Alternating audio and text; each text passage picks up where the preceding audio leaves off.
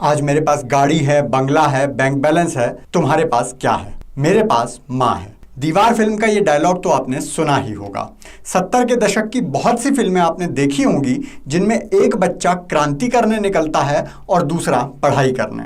ऐसा ही कुछ हाल देश के नेताओं का है।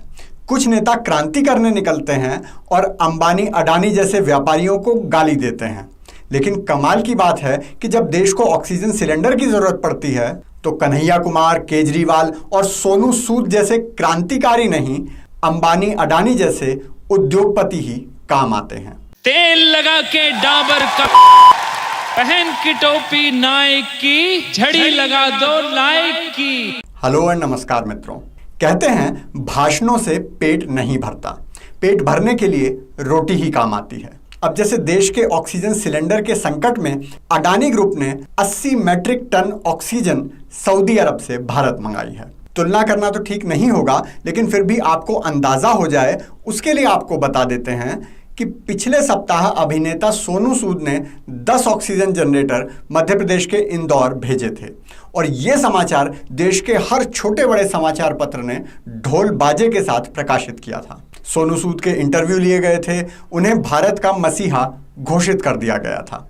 वहीं अंबानी समूह हर दिन, ध्यान दीजिए, हर दिन 70,000 लोगों के ऑक्सीजन की आपूर्ति कर रहा है। हर दिन 70,000, और साथ ही वो इस आपूर्ति को 1 लाख लोगों तक पहुंचाने में लगा हुआ है, जो कुछ दिन में संभव भी हो जाएगा। और ये पूरी ऑक्सीजन की आपूर्ति पूरी तरह से निःशुल्क की जा रही है। हो सकता है अस्पताल मरीजों से ऑक्सीजन के फिर भी पैसे ले रहे हों, लेकिन अंबानी अस्पतालों से इस सेवा का 1 रुपया भी नहीं ले रहे। मैं ये नहीं कहता कि सोनू सूद की तरह अंबानी का भी इंटरव्यू लो, उन्हें भी मसीहा घोषित करो, लेकिन कम से कम सीएए विरोधी और नकली किसान आंदोलन में जो अंबानी अडानी के खिलाफ देश के गरीबों में जहर घोला जाता है वो बंद होना चाहिए। कल दिल्ली के मूर्ख मंत्री केजरीवाल ने अंबानी और अडानी से अनुरोध किया है कि वो दिल्ली को ऑक्सीजन भिजवा दें।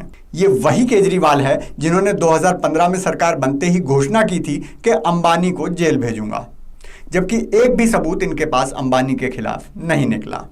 बल्कि आज केजरीवाल सरकार को 6 साल लगातार दिल्ली में सरकार चलाते हुए हो गए हैं, लेकिन आज भी दिल्ली में बिजली अंबानी की कंपनी ही दे रही है। मैं ये नहीं पूछना चाहता कि 10 ऑक्सीजन जनरेटर देने और उन 10 का 20 अखबारों में प्रचार करने के बाद सोनू सूद ने और कितने सिलेंडर लोगों को दिए, लेकिन मैं ये भी जनता को बताना चाहता हूं कि अडानी ने 12 क्रायोजेनिक टैंक्स के साथ 80 मैट्रिक टन ऑक्सीजन सऊदी अरब से आयात कराई है।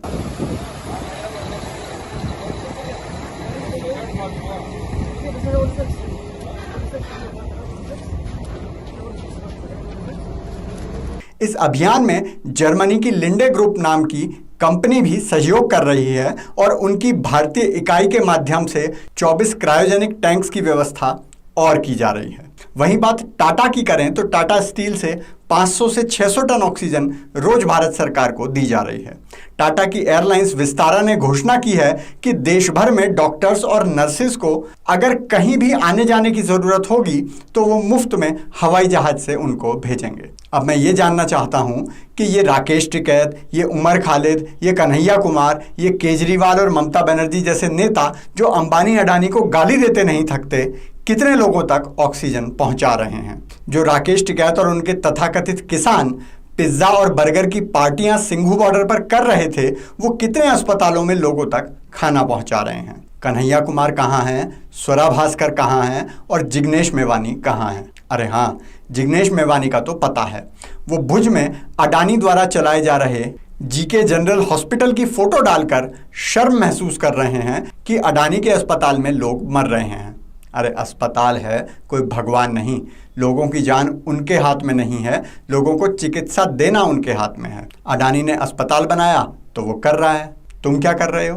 तुम समस्या बता रहे हो और हमेशा समस्या ही बताते हो। कभी समाधान बताया है आज तक? कभी कोई समाधान किया है आज तक? समाधान के लिए तुम्हें फिर अडानी ही चाहिए। कहाँ है योगेंद्र यादव जिन्हें चुनाव से लेकर सीएए से लेकर बजट और बजट से लेकर किसान बिल तक सब पता है, सबके समाधान पता है? अब क्यों नहीं बता रहे सरकार को कि कैसे लोगों की जान बचाएं?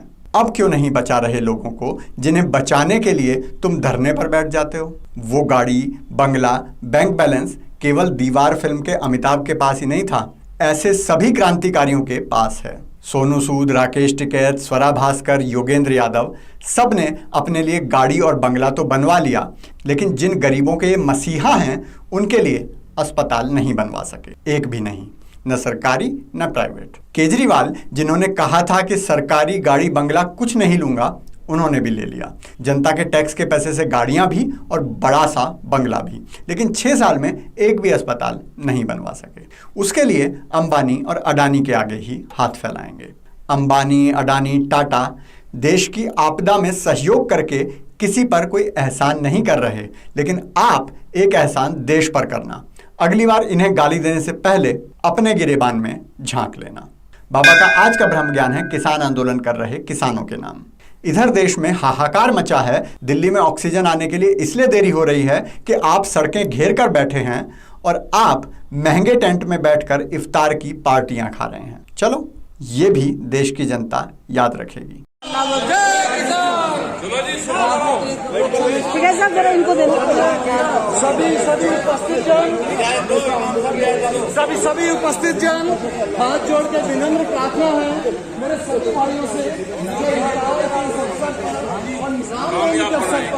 जो परमेश्वर ने हमें बनाया कि हम सब लोगों की किसी की सेवा कर सकें, तो कृपया। अगर आप भी उद्योगपतियों का उनका सम्मान दिलाना चाहते हैं तो कृपया लाइक, शेयर, कमेंट और सब्सक्राइब जरूर करें, क्योंकि खुशियां बांटने से बढ़ती हैं।